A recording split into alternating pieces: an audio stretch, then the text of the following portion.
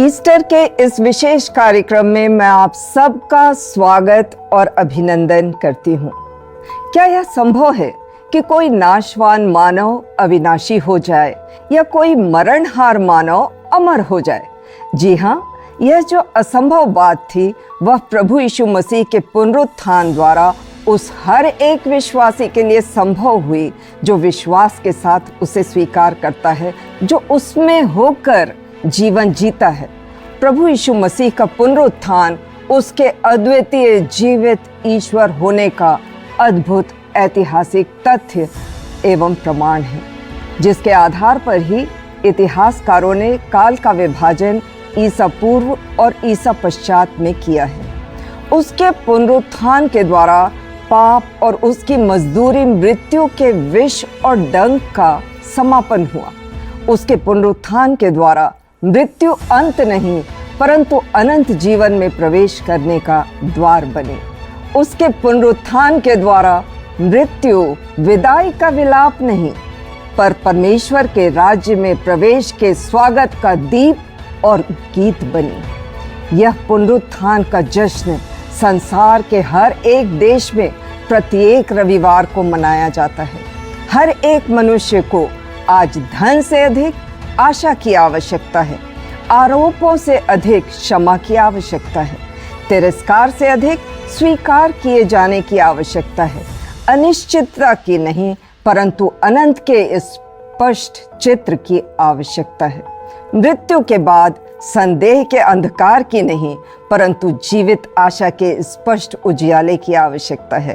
और इन सब का संपूर्ण चित्र हमें प्रभु यीशु मसीह के पुनरुत्थान में मिलता है। इस संसार में सार्थक और उपयोगी जीवन जीने की प्रेरणा तथा प्रोत्साहन और इस संसार के पार अनंत जीवन की निश्चितता हमें केवल प्रभु यीशु मसीह के पुनरुत्थान से ही प्राप्त होती है। तो आइए हम ऐसे जीवित सनातन सृजनहार सर्वशक्तिमान ईश्वर की महिमा और स्तुति में कुछ गीत सुन लें।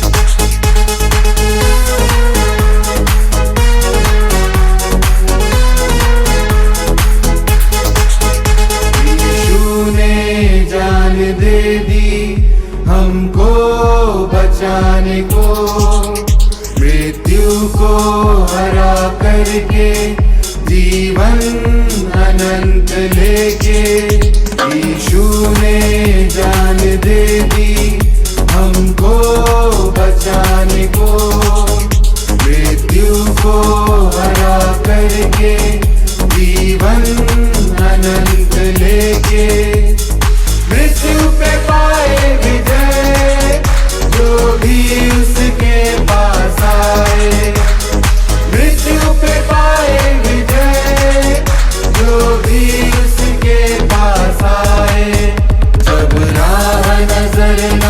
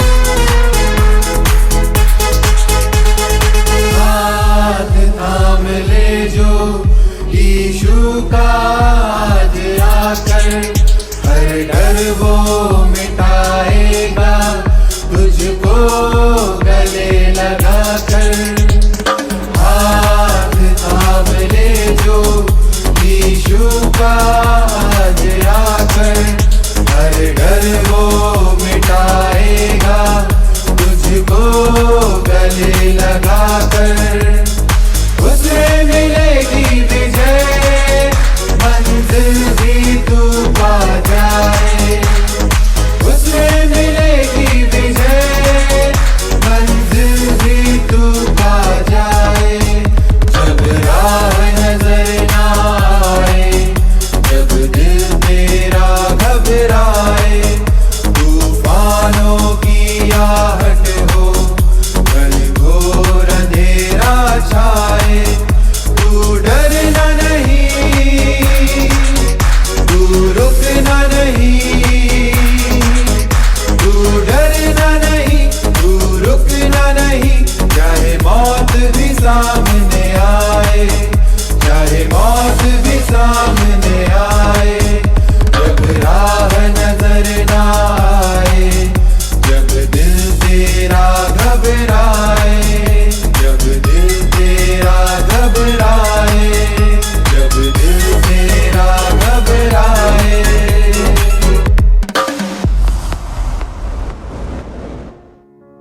जीवित परमेश्वर ने हमारे दिल, दिमाग व आत्मा को आलोकित और प्रकाशित करने के लिए अपना जीवित वचन दिया है।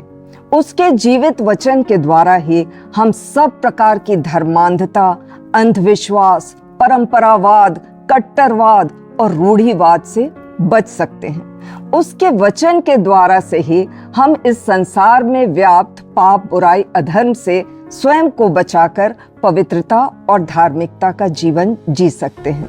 तो आइए हम कुछ समय अपना पूरा ध्यान परमेश्वर के जीवित वचनों को सुनने पर केंद्रित करें। वचन की विवेचना विश्व प्रसिद्ध, बहुत ही ओजस्वी और प्रभावशाली वक्ता डॉक्टर अजय लाल करेंगे। पुनरुत्थान पर्व पर परमेश्वर आपको बहुतायत से आशीषित करे। आपके हृदय को प्रभु यीशु मसीह में असीमित शांति प्राप्त हो सके, यही हमारी प्रार्थना है, यही हमारी याचना है। आपके हृदय की हर चिंता, हर तनाव और अनुत्तरित प्रश्नों का उत्तर प्रभु यीशु मसीह के पुनरुत्थान में प्राप्त हो सके, यही इस संदेश का उद्देश्य है। संसार के कोने कोने में ईस्टर का पर्व बड़े उत्साह और आनंद से मनाया जाता है। हम स्मरण करते हैं जब प्रभु यीशु मसीह ने मृत्यु को परास्त किया, मृत्यु पर विजय प्राप्त की और संपूर्ण मानव जाति के लिए अनंत जीवन और उद्धार का मार्ग खोल दिया। पुनरुत्थान की बात इसलिए भी प्रमुख है क्योंकि इतिहास की यह एक ऐसी घटना है जो अपने आप में बेमिसाल है। पुनरुत्थान का अर्थ प्रभु यीशु मसीह का केवल पुनर्जीवित हो जाना ही नहीं। पुनरुत्थान का अर्थ यह भी नहीं कि प्रभु यीशु मसीह आज अपनी शिक्षाओं में, अपने वादों में और अपनी प्रेरणा में जीवित है। पुनरुत्थान का अर्थ यह है कि प्रभु यीशु मसीह को क्रूस पर मृत्यु दंड दिया गया, क्रूस पर उनकी मृत्यु हुई और उन्हें कब्र में दफन कर दिया गया। कब्र के पत्थर पर रोमी सरकार की मोहर लगा दी। फिर सरकार के इतने सारे नियंत्रण के बावजूद राजकीय आदेश के अनुसार सख्त पहरेदारी होते हुए भी मृत्यु के तीसरे दिन प्रभु यीशु मसीह का पुनरुत्थान हुआ। लूका रचित सुसमाचार के 24वें अध्याय की 1 से 6वीं आयतों में इस प्रकार इस घटना का वर्णन पाया जाता है। परंतु सप्ताह के पहले दिन बड़े भोर को वे उन सुगंधित वस्तुओं को जो उन्होंने तैयार की थी लेकर कब्र पर आईं, और उन्होंने पत्थर को कब्र पर से लुढ़का हुआ पाया और भीतर जाकर प्रभु यीशु मसीह की लोथ ना पाई। जब वे इस बात से भौचक्का हो रही थी तो देखो 2 पुरुष झलकते हुए वस्त्र पहने उनके पास आ खड़े हुए, और वे बहुत डर गई और धरती की ओर मुंह झुकाए रही। तो उन्होंने उनसे कहा, तुम जीवते को मरे हुओं में क्यों ढूंढती हो? वह यहां नहीं है परंतु जी उठा है। स्मरण करो, उसने गलील में रहते हुए तुमसे यह कहा था। और यह आश्चर्यजनक घटना सार्वजनिक हो गई। पुनर्जीवित प्रभु यीशु को हजारों और लाखों लोगों ने देखा। वह जीवित प्रमाण बनकर, एक ऐतिहासिक तथ्य बन करके पुनर्जीवित हो गया और आज भी उस ऐतिहासिक तथ्यों का वर्णन उपलब्ध है। ईस्टर अर्थात पुनरुत्थान से हमें शांति मिलेगी, मुक्ति मिलेगी। कैसे जीवन तथा मृत्यु के रहस्यों का उत्तर मिलेगा, आज इस बात पर हम विचार करेंगे। आज संसार में रहते हुए यदि हम विचार करें तो जीवन के 3 प्रमुख प्रश्न सामने आते हैं। इन्हीं प्रश्नों पर हम गौर करेंगे जो हमारे लिए आवश्यक है, क्योंकि जीवन और मृत्यु से जुड़ी हुई बातों के अर्थ इन्हीं में निहित हैं। पहली बात, हमारे अतीत की ग्लानि। आज संसार के लोगों में तनाव है। हर व्यक्ति के अतीत में कहीं ना कहीं अंधकार है, अनैतिक बातें हैं, ईश्वर के द्वारा निर्धारित सीमाओं के बाहर जाने की बातें हैं।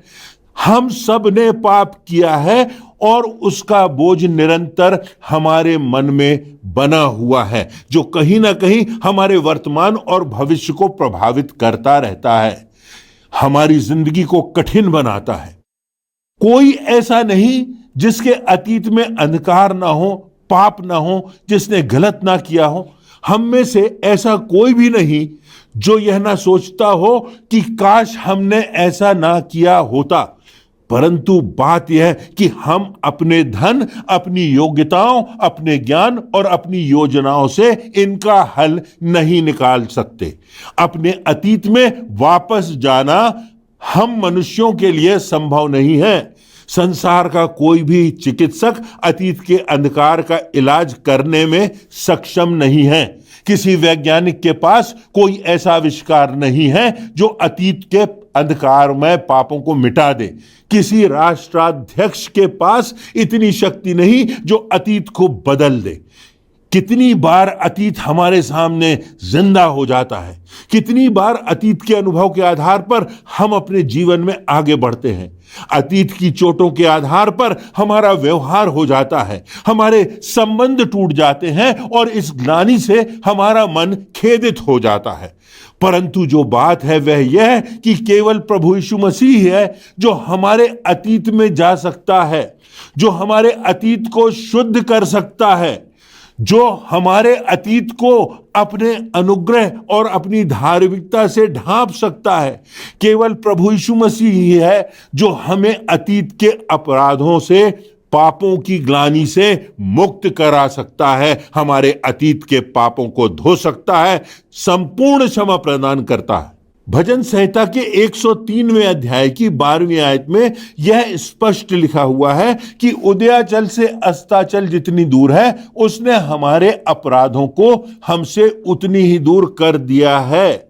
उसने हमारे पापों की क्षमा के लिए अपना रक्त क्रूस पर बहा दिया है और हमारे अपराधों का मूल्य भी चुका दिया है। प्रभु यीशु मसीह हमें अतीत के पापों से पूर्णतः मुक्त करता है। परंतु प्रश्न यह है कि क्या हम उस अतीत से मुक्त हुए हैं कि नहीं। यदि हम प्रभु यीशु मसीह को अपने हृदय में आज स्थान देते हैं, उसके द्वारा दिए हुए दिशा निर्देशों के अनुसार अपने जीवन को बनाते हैं, तो परमेश्वर हमें इस बात की निश्चितता देता है कि वह हमारे अतीत के पापों को कभी भी स्मरण नहीं करेगा। वह उन्हें लेकर गहरे समुद्र में दफन कर देगा। यीशु मसीह के द्वारा हमारे अतीत के पाप पूर्णतया मिट जाते हैं, समाप्त हो जाते हैं। दूसरी बात, हमारे जीवन के वर्तमान में जो चुनौतियां हैं, हमारे जीवन में निरंतर संघर्ष बने रहते हैं।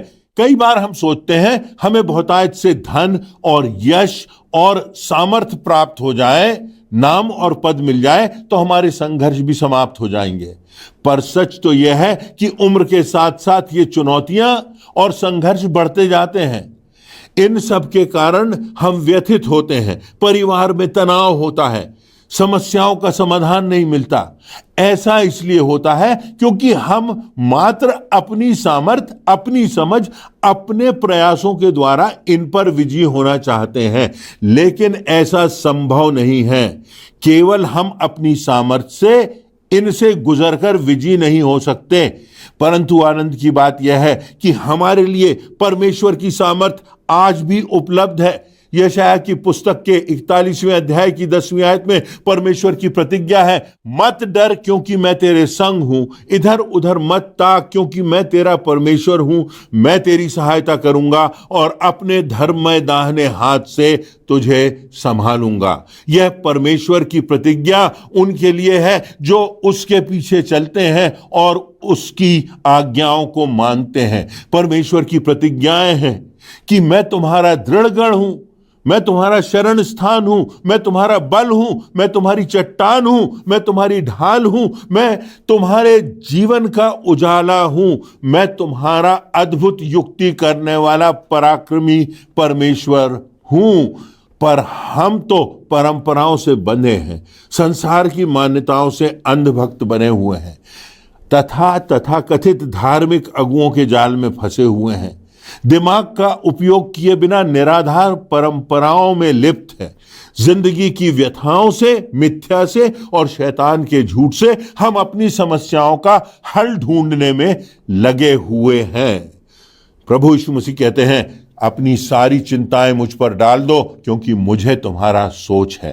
प्रभु यीशु मसीह के पुनरुत्थान का यह पर्व हमें फिर अवसर दे रहा है कि हम अपना ध्यान उस जीवन देने वाले परमेश्वर की ओर लगाएं जिसने सृष्टि को बनाया, मुझको और आपको बनाया, जो मार्ग, सत्य और जीवन है।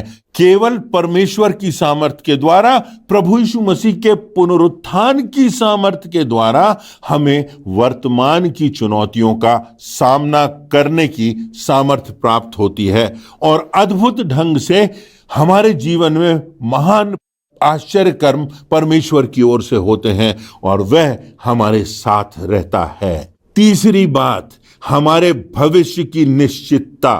बाइबल में प्रभु यीशु मसीह की यह प्रतिज्ञा है कि पुनरुत्थान और जीवन मैं ही हूं। जो मुझ पर विश्वास करता है वह यदि मर भी जाए तो भी जीवित रहेगा, और जो जीवित है वह मृत्यु को प्राप्त ना होगा। अब विश्वासी के लिए मृत्यु अनंत जीवन का द्वार बन गई।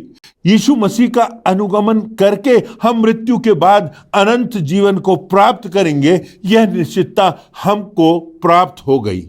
इन तीनों बातों का उत्तर प्रभु यीशु मसीह के पुनरुत्थान में निहित है। हमारे अतीत के पापों को लेकर प्रभु यीशु मसीह ने उनकी कीमत क्रूस पर चुका दी। अपनी मृत्यु के द्वारा, अपने लोहू बहाए जाने के द्वारा, अपने बलिदान के द्वारा उसने हमारे अतीत के पापों की ग्लानि को लेकर गहरे समुद्र में दफन कर दिया। इसके बाद प्रभु यीशु मसीह का पुनरुत्थान इस बात का प्रमाण है कि केवल वही हमारी मरणहार देह को जिला सकता है। प्रभु यीशु मसीह के पुनरुत्थान से यह निश्चितता है कि वह हमें नई जिंदगी, नई उमंग, नया उत्साह, नया बल देने में सक्षम है। हमें नए संसार और अनंत जीवन की ओर वह ले जा सकता है। प्रभु यीशु मसीह के पुनरुत्थान में अनंत जीवन का द्वार खुल गया। सभी को उद्धार मिल गया जिन्होंने उसे स्वीकार किया। परमेश्वर ने प्रभु यीशु मसीह के द्वारा हमें अपनी संतान होने का हक दिया। परमेश्वर ने प्रभु यीशु मसीह को इसलिए नहीं भेजा कि वह जगत पर दंड की आज्ञा दे, परंतु इसलिए कि उसके द्वारा जगत उद्धार पाए। जीवन की समस्याओं और संघर्षों से गुजरने की सामर्थ हमको प्रभु यीशु मसीह के पुनरुत्थान से प्राप्त होती है। भविष्य की निश्चितता भी हमें पुनरुत्थान में मिलती है। पुनरुत्थान के पर्व ईस्टर के अवसर पर मेरे और आपके जीवन से अतीत के पापों की ग्लानि दूर हो सकेगी। वर्तमान की चुनौतियों का सामना करने की सामर्थ मुझे और आपको प्राप्त हो सकेगी और भविष्य में परमेश्वर की उपस्थिति और अनंत जीवन की निश्चितता भी हमको मिलती है। यही पुनरुत्थान आपको और मुझे शांति और सामर्थ्य का संदेश देता है। यही प्रभु यीशु का इस संसार में आने का उद्देश्य भी है। इस ईस्टर के पर्व पर हम प्रभु यीशु मसीह को अपने हृदय में, अपनी जिंदगी में स्थान दें। उसकी सामर्थ्य से नया जीवन प्राप्त करें, नई राह, नई आशा को प्राप्त करें और अनंत जीवन के मार्ग पर आगे बढ़ सकें। परमेश्वर आपको इन वचनों से आशीष दे और पुनरुत्थान पर्व आप सबों के लिए आशीष का कारण ठहरे।